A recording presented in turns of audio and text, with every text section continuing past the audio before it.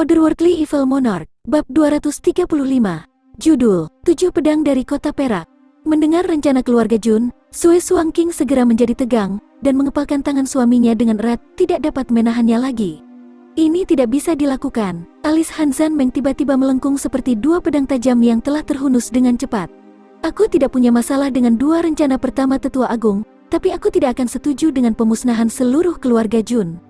Selain itu, bukankah penderitaan yang harus kita tanggung 10 tahun lalu, pertama kali rencana ini dijalankan, sudah cukup? Han Zan Meng menatap dingin pada tetua itu, dan melanjutkan dengan serius. 10 tahun yang lalu, banyak ahli spirit Suan dari keluarga Xiao diam-diam pergi untuk berurusan dengan keluarga Jun dan melibatkan diri mereka dalam perang 2 negara lain bahkan tanpa izin. Dan karena ini, keluarga Jun berada di ambang kehancuran. Dan meskipun aku menghentikan semuanya, Jun masih mengalami 3 serangan berturut-turut. Akibatnya, satu-satunya anggota generasi kedua mereka yang masih hidup menjadi lumpuh, sementara hanya seorang debauci yang tersisa di generasi ketiga mereka. Tidak peduli apa yang kamu katakan, ini terlalu berlebihan. Tidak peduli apa, keluarga Jun baik dan setia, dan dendam di antara keluargamu adalah masalah pribadimu, jadi mengapa melibatkan kita semua? Juga, aku tidak bisa memahami kata-kata Great Tetua sejak awal. Apa maksudmu ketika kamu mengatakan bahwa keluarga Jun telah berulang kali memprovokasi Silver Blizzard City-ku dan mempertanyakan kekuatannya? Satu-satunya yang tampaknya diprovokasi adalah keluarga Xiao. Hal ini tidak akan disebutkan lagi. Dan jika ada orang lain yang memutuskan untuk pergi untuk berurusan dengan Jun tanpa izin, hal yang sama akan dihukum menurut hukum kota. Tidak ada belas kasihan yang akan ditunjukkan kepada mereka. Tapi, sekarang keluarga Jun memiliki 2 individu kuat yang mendukungnya, dan cepat atau lambat, mereka akan menciptakan masalah besar bagi Silver Blizzard City. Bagaimanapun, bahkan jika kita tidak mengambil inisiatif untuk menangani keluarga Jun sendiri, mereka pasti akan mencoba untuk menyakiti kota Blizzard Silver City untuk membalas apa yang telah mereka derita di masa lalu, karena permusuhan kita. Apakah itu benar atau salah? Kita membunuh 4 anggota penting keluarga Jun, dan meskipun itu adalah kesalahan, melumpuhkan salah satu dari mereka. Tidak ada yang bisa mengubah fakta ini. Permusuhan yang dibawa dari generasi ke generasi tidak dapat dihilangkan dengan mudah. Apakah keluarga Xiaoku harus meregangkan lehernya dan menanggung kebencian keluarga Jun untuk masa depan kota Blizzard Silver City sendirian? Wajah Tetua Agung dengan jelas menunjukkan kemarahannya. Tindakan yang diambil oleh keluarga Xiao di masa lalu adalah akar penyebab masalah ini. Apakah Penatua Agung benar-benar ingin menambah daftar kesalahan yang telah dibuat dan melakukan lebih banyak kesalahan setelahnya? Tetua Agung bersedia untuk menumpahkan darah kita semua, selamanya, hanya karena perasaan bersama yang dipendam oleh 2 anak muda. Kamu sepenuhnya salah. Mereka adalah orang baik, dan mereka tidak akan dibunuh dengan sia-sia karena ini. Kegilaan seperti itu tidak akan diizinkan di Silver Blizzard City-ku. Masalah ini telah diperdebatkan selama 10 tahun. Dan dalam 10 tahun, hanya terjadi kebuntuan. Aku tidak tertarik untuk membahasnya lagi. Han Zan Meng menatap dingin saat dia mendongak. Penatua yang agung, jika keluarga Jun benar-benar dan serius menyerang kota Blizzard Silver City untuk membalas dendam, maka lakukan apapun yang kau suka, dan aku tidak akan ikut campur. Namun, kecuali keluarga Jun menyerang kita lebih dulu, kita tidak akan melakukan apapun. Keluarga Jun menghadapi Silver Blizzard City? Itu lelucon besar. Itu hanyalah keluarga lain, tanpa kemampuan yang berarti. Bukankah itu sama dengan merayu kematian mereka sendiri? Bahkan dalam 100 tahun, Jun tidak akan memiliki kekuatan yang cukup untuk menjadi ancaman bagi Silver Blizzard City. Seorang tetua yang tinggi dan kurus mendengus. Dia bernama Xiao Buyu, dan sebenarnya adalah tetua kedua kota itu. Jika keluarga Jun benar-benar lemah, lalu mengapa keluarga Xiao begitu khawatir? Han Zan Meng menatap dengan dingin. Masalahnya adalah itu, putri sulungmu Yao tidak muda lagi, dan masih belum menikah, dan jika ini terus berlanjut. Melihat perlawanan keras kepala Han Zan Meng terhadap lamarannya, Penatua Agung memutuskan untuk mengubah arah argumennya alih-alih bersikeras pada hal yang sama. Masalah ini membutuhkan pertimbangan lebih lanjut. Wajah Han Zan Meng tampak seperti sedang sakit kepala. Penatua yang agung, apakah kamu sudah lupa apa yang terjadi 10 tahun yang lalu? Apakah kamu benar-benar ingin Yao menjadi gila? Apakah kamu benar-benar ingin memaksanya untuk menyiksa dirinya sendiri sampai mati lagi? Kamu selalu mencintainya seperti dia adalah cucu kamu sendiri. Apa kau benar-benar tidak berperasaan sampai melakukan ini padanya? Mendengar ini, Tetua Agung menghela napas sedih, tetapi tidak berbicara lagi. 10 tahun yang lalu, ketika Han Yan Yao kembali ke kota Blizzard Silver City, dia menjadi gila dan menghancurkan meridiannya di depan Han Zan Meng setelah mengetahui perlakuan yang diterima Jun di tangan keluarga Xiao. Dia telah bersumpah bahwa dia akan hidup dan mati bersama keluarga Jun. Gambar darahnya yang menodai seluruh lantai masih sangat jelas di benak semua orang. Inilah mengapa Han Zanmeng sangat menentang rencana Tetua Agung untuk melenyapkan keluarga Jun. Tidak ada yang melupakan kesulitan yang dihadapi untuk menyelamatkan Han Yan Yao dari cengkeraman kematiannya. Pada saat itu, Penatua Agung berasumsi bahwa dengan kondisi fisiknya yang lemah, dia tidak akan dapat merusak meridiannya lebih jauh. Dan dengan demikian, dia telah memutuskan untuk melanjutkan rencananya untuk berurusan dengan keluarga Jun lagi. Namun, saat mengetahui hal ini, gadis keras kepala itu menusuk dirinya sendiri dengan 2 pedang, sampai ke batangnya, dan berdiri berlumuran darah dari kepala sampai kaki di depan para tetua, dan menuntut agar mereka segera membatalkan perintah mereka. Akibatnya, Penatua Agung menjadi tidak berdaya dan terpaksa membatalkan rencana rahasianya untuk menghancurkan keluarga Jun. Namun, kecerobohan Han Yan Yao telah membahayakan nyawanya. Dan karena itu, Tuan Tua Kota menjadi sangat marah, dan bahkan Han Zanmeng dan istrinya sangat marah dengan keluarga Xiao. Saat itulah, tanda-tanda pertama perselisihan antara kedua keluarga di kota Badai Perak ini mulai muncul. Secara alami, hanya sedikit orang penting di Silver Blizzard City yang mengetahui kejadian ini, sementara orang luar sama sekali tidak menyadari apa yang telah terjadi. Melacak percakapan kembali, bukankah mengajarkan pelajaran kepada Solitary Falcon akan menjadi pukulan besar bagi keluarga Jun? Keluarga Jun tidak akan bisa bangkit lagi setelah itu. Dan karena itu, tidak perlu lagi memusnahkan mereka. Mengatakan ini, Han Zanmeng menghela nafas dan tatapannya menyapu aula saat dia melihat keluar ke puncak yang tertutup salju di kejauhan, dan kemudian bertanya-tanya dalam hatinya, "Yao, ayahmu hanya dapat melakukan ini untukmu sekarang. Sisanya, kamu hanya bisa berharap. Kalau begitu, aku ingin membuat beberapa pengaturan." Meskipun Tetua Agung tidak setuju dengan Han Zanmeng, dia tidak punya pilihan selain mengalah. Kali ini, saudara kedua yang mampu akan memimpin tetua kelima dan ke-8. Dan untuk membuat usaha kita menjadi sangat mudah, aku ingin meminta Tuan Tua Kota mengizinkan mereka membawa 7 pedang bersama mereka juga. Lagi pula, jika orang misterius itu benar-benar menjadi sekuat itu, bukankah 7 pedang akan memberikan jaminan ekstra? Baik, maka diputuskan. Adapun masalah yang tersisa, aku memberikan otoritas penuh kepada Penatua Agung untuk membuat pengaturan. Mendengar ini, Han Zanmeng mengusap keningnya, bangkit dan mulai keluar dari aula bersama istrinya. Tapi saat dia mencapai gerbang, dia menoleh dan memperingatkan. Bagaimanapun, tidak ada yang melibatkan diri mereka dengan keluarga Jun. Dan jika ada yang tidak mematuhi perintah ini, aku akan pastikan untuk mengirim laporan ke ayahku. Dan aku bisa berjanji, pria itu akan diusir dari Silver Blizzard City. Tanpa pengecualian apapun. Setelah mengatakan ini, keduanya dengan santai pergi. Ini membuat Penatua Agung berdiri di sana tanpa ekspresi untuk sesaat. Dan meskipun dia terus berdiri dengan tenang terpaku di tempatnya, jejak amarah bisa terlihat di matanya. Kemudian, dia tiba-tiba berbalik ke arah Xiao Buyu. "Kamu akan membuat persiapan untuk turun gunung sore ini. Bertindak segera dan tanpa gagal. Kakak laki-laki begitu, bagaimana dengan masalah keluarga Jun?" Xiao Buyu bertanya sambil mengerutkan alisnya yang keperakan. "Akan ada banyak kesempatan yang bisa kamu manfaatkan untuk menyelesaikan tugas itu." Xiao Xingyun menarik napas dalam-dalam dan menjawab dengan nada tanpa ekspresi. "Dan setelah kamu turun, lakukan apa yang menurut kamu perlu." Iya, di luar aula, Sue Suangking menepuk-nepuk perutnya, melepaskan beberapa kekhawatirannya, meskipun beberapa kekhawatiran masih melekat di benaknya. "Terima kasih, suamiku tersayang, jika kau tidak memaksa, mungkin keluarga Jun akan dimusnahkan. Dan jika hal seperti itu terjadi pada mereka, aku takut Yao. Meskipun aku telah menghentikan kemajuan lebih jauh untuk saat ini, Yao masih memiliki banyak masalah. Kita hanya dapat membantunya selangkah demi selangkah." Han Zanmeng menghela nafas dalam-dalam dan melihat ke langit saat dia berkata dengan tenang. "Putri kita telah menderita sangat menyakitkan waktu dekade terakhir. Dan sebagai ayahnya, bagaimana aku bisa membiarkan sumber harapan terakhirnya padam? Tidak peduli apa, tidak ada yang akan menyakiti putriku. Juga keluargaku." Han Zanmeng berkata dengan suara rendah. Dan saat dia melambaikan tangannya dari lengan bajunya, batu es besar tiba-tiba pecah menjadi potongan-potongan kecil yang tersebar ke udara seperti kepingan salju. Sue Suangking bersandar pada suaminya, dan tiba-tiba merasakan rasa aman menghangatkan hatinya. Dia merasa bahwa selama bahu suaminya yang lebar dan kokoh menahan beban, tidak ada bahaya yang akan menimpa salah satu dari kedua putrinya yang berharga. Dan dengan demikian, dia tidak bisa menahan senyum memuaskan. Di dalam gua dengan puncak yang sunyi tidak jauh dari aula berdiri seorang wanita kesepian dan lemah, mengenakan pakaian putih dan topeng. Dia membuka surat dengan tangan putih teratai dan membacanya dengan sangat cepat. Tapi begitu dia selesai membaca surat itu, jari-jarinya mulai bergetar sementara matanya mulai berkaca-kaca.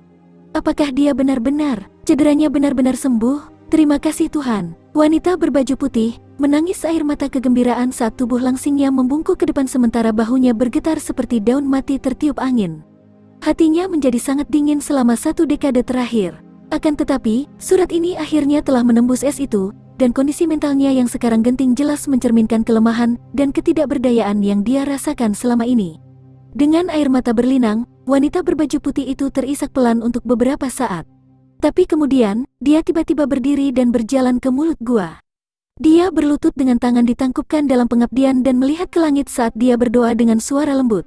Terima kasih Tuhan, karena dia telah sepenuhnya pulih.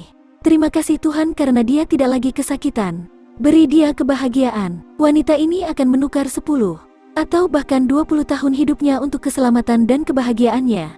Bahkan jika kita tidak bisa bersama, aku masih Yaomu selama-lamanya. Dia dengan lembut berdoa di tanah.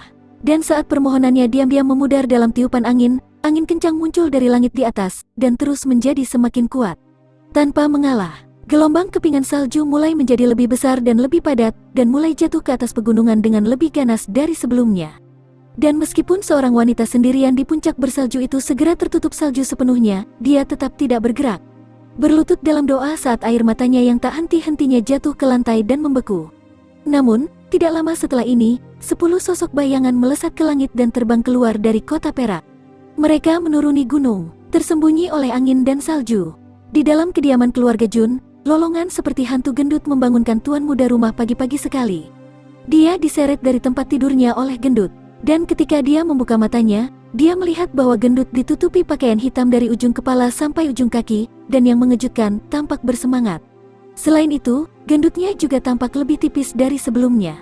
Sekarang dia tampak seperti laki-laki, setidaknya sedikit. Dan bukan hanya itu, wajahnya digosok hingga bersih dan rambutnya tak disangka-sangka rapi, sementara tubuhnya mengeluarkan sedikit aroma wangi belalang madu. Setelah melihat wajahnya, orang dapat melihat bahwa dia telah menggunakan banyak bedak kosmetik.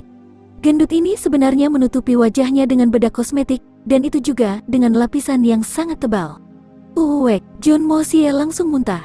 Gendut, bedak sebanyak itu di wajahmu terlihat menakutkan karena tipe tubuhmu. Kamu tahu itu kan? Apakah kamu mencoba berperan sebagai hantu dengan lapisan bedak kosmetik yang begitu tebal di wajahmu? Dan mengapa kamu membangunkan aku pagi-pagi sekali? Dia melihat keluar jendela untuk melihat cahaya fajar yang menyingsing. Tuan muda ketiga, saudaraku, Tang Yuan bersikap malu-malu seperti biasanya. Apakah kamu tidak berjanji akan menemaniku untuk bertemu nona muda keluarga Sun? Nona Sun, oh, nona Sun itu? Jun Mo Xie tiba-tiba menyadari dan berdiri. Bukankah dia tunanganmu, yang kamu pernah kalah saat berjudi? Omong kosong, gendut membalas dengan sikap yang agak berapi-api. Mungkinkah kamu tidak menyebutkan masalah itu di hadapannya? Bukankah aku selalu menjauh dari hal-hal tercela seperti itu sejak saat itu? Katanya saat mengukur dirinya sendiri. Terlihat cukup puas. Aku terlihat lebih kurus. Cukup bagus kan? Ya, sangat ramping. Nyatanya, kamu hampir terlihat seperti manusia. Jun Mo Xie keluar dari sudut mulutnya. Kamu benar-benar terlihat sangat kurus. Nyatanya, aku benar-benar bingung. Tang Yuan membuka mulut besarnya dan tertawa keras dan narsis. Kemudian, dia berputar 2 kali, berpikir dia terlihat sangat elegan. Namun, gerakan berputar-putar ini merusak pengaturan apapun yang telah dia lakukan agar terlihat lebih ramping.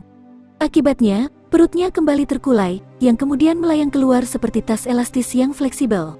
Mengikuti rotasi aksialnya, dan kemudian mengubah arahnya sekali lagi saat dia berhenti, hanya untuk menjatuhkan diri untuk menamparkan paha dan lututnya. Aku bertemu Nona Sun untuk pertama kalinya. Aku harus memberikan kesan yang baik padanya. Ekspresi kerinduan dan kebahagiaan melintas di mata Tang Yuan sementara pupilnya hampir menyerupai bentuk hati. Otherworldly Evil Monarch, Bab 236. Judul, Kencan Buta Si Gendut.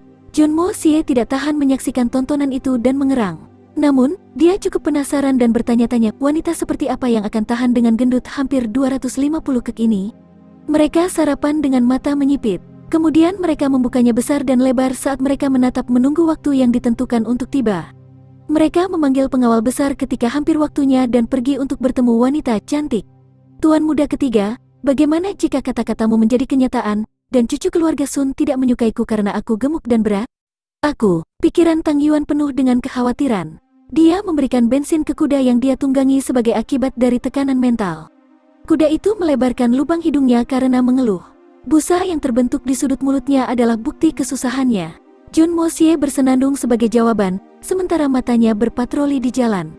Dia memiliki ekspresi linglung di wajahnya. Gendut Tang, di sisi lain, benar-benar gagal memperhatikan ekspresi bingung di wajah Tuan Muda Jun. Dia dengan cemas menatap gendutnya sendiri, dan menghela nafas saat sebuah pikiran tiba-tiba terlintas di benaknya. Dia dengan kasar membalikkan tubuhnya, menghadap temannya, dan bertanya dengan semangat. Tuan Muda Ketiga, kamu mengatakan bahwa jika aku menurunkan berat badan, apakah itu akan berhasil jika kamu mengawasiku? Saat dia menggoyangkan, kuda di bawah pantatnya meringkik kesakitan, sementara keempat kukunya gemetar. Kuda yang terengah-engah itu dengan marah menoleh dan memberikan pandangan malu untuk menunjukkan kebenciannya. Lalu kecepatannya berkurang lebih jauh. Tampaknya Gendut Tang telah memutar punggung bawah kuda itu dalam proses memutar pinggangnya. Aku akan mulai membantumu menurunkan berat badan segera setelah cederamu sembuh total, jawab Jun Moxie dengan senyuman di wajahnya. Lalu menyentuh dagunya, dia melanjutkan. Kita bisa membuatmu setipis tauge. Baik, maka pasti akan menyenangkan kamu untuk mengetahui bahwa aku akan terlihat sangat tampan jika aku tidak begitu gemuk. Tang Yuan mencubit jarinya saat dia memberi isyarat ke arah Jun Moxie sambil menatapnya dengan cara yang genit. Haiya, Jun Moxie tiba-tiba mencambuk punggung kudanya dan berlari ke depan. Dia kemudian menoleh dan meludah dengan jijik. Ekspresi centil Gendut Tang seperti senjata pembunuh, itu terlalu berlebihan. Dia menemuimu di sini, sekarang tidak terlalu mengejutkan. Jun Moxie membuka lebar matanya saat dia melihat ke restoran di depan. Tunanganmu memutuskan untuk menemuimu di restoran ini? Aku sangat terkejut. Atau apakah kamu yang mengusulkan untuk bertemu di sini? Itu bukan aku. Aku tidak berpikir untuk bertemu dengannya di restoran. Meskipun aku yakin itu ide yang sangat bagus. Tang Yuan memandang Jun Moxie dengan bingung, lalu bertanya, apa yang menurutmu begitu aneh? Apa yang aneh? Seorang pria bertemu dengan orang lain di sebuah restoran bisa dianggap sangat wajar. Tapi seorang wanita yang bertemu dengan tunangannya, itu luar biasa. Jun Moxie mendecakkan lidahnya 2 kali saat dia berkata, gemuk, sepertinya calon istrimu sangat berbeda dari wanita di zaman ini. Oh, aku kira dia seharusnya memilih rumah bordil sebagai gantinya. Tang Yuan membalik kelopak matanya saat lubang hidungnya melebar, dengan jelas menunjukkan bahwa dia mencemooh pendapat temannya. Jun Moxie bahkan tidak dapat menemukan waktu untuk menjawab. Tiba-tiba, dari restoran, bayangan putih dengan cepat terbang ke arahnya dan dalam sekejap berdiri di bahunya. Kecepatan bayangan putih ini tidak kurang dari seorang ahli tingkat tinggi. Dia tidak punya waktu untuk bereaksi dalam menghadapi serangan mendadak seperti itu, dan terpaksa membiarkan makhluk putih itu duduk di bahunya. Hewan kecil itu mengeluarkan suara merengek sebelum meluncur ke lubang perut Jun Moxie. Kemudian, dengan mendengus, ia memeluk dada Jun Moxie, sedikit menggelepar dan menempel pada pakaiannya. Ia kemudian menjulurkan kepala mungilnya ke tulang selangka Jun Moxie yang sekarang terbuka dan bersandar padanya, tetap tidak bergerak setelahnya. Seperti menempatkan diri dalam pelukan yang paling intim dan aman. Jun Moxie telah merasakan makhluk putih ini sejak lama karena kemampuan pengindraannya yang tajam. Wow, apa yang kamu lakukan di sini, binatang kecil? Tanyanya pelan sambil mencengkeram telinga makhluk yang menempel di dadanya. Tentu saja, hewan mungil ini tidak lain adalah macan kumbang bersayap besi milik Dugu Xiaoyi. Tampaknya cukup jelas bahwa makhluk itu bertambah banyak berat badannya dalam waktu yang sangat singkat. Jun Moxie tidak melihatnya. Selain itu, ada tonjolan kecil di sekitar beberapa tulang rusuknya. Kumbang bersayap besi hanya mampu menumbuhkan sayap ketika kekuatannya hampir mencapai usia dewasa. Meski begitu, mereka hanya bisa menumbuhkan sayap yang terbuat dari daging. Namun, binatang kecil ini sudah mulai menumbuhkan sayap peninggalan meskipun usianya baru sebulan, potensinya benar-benar tidak terbatas.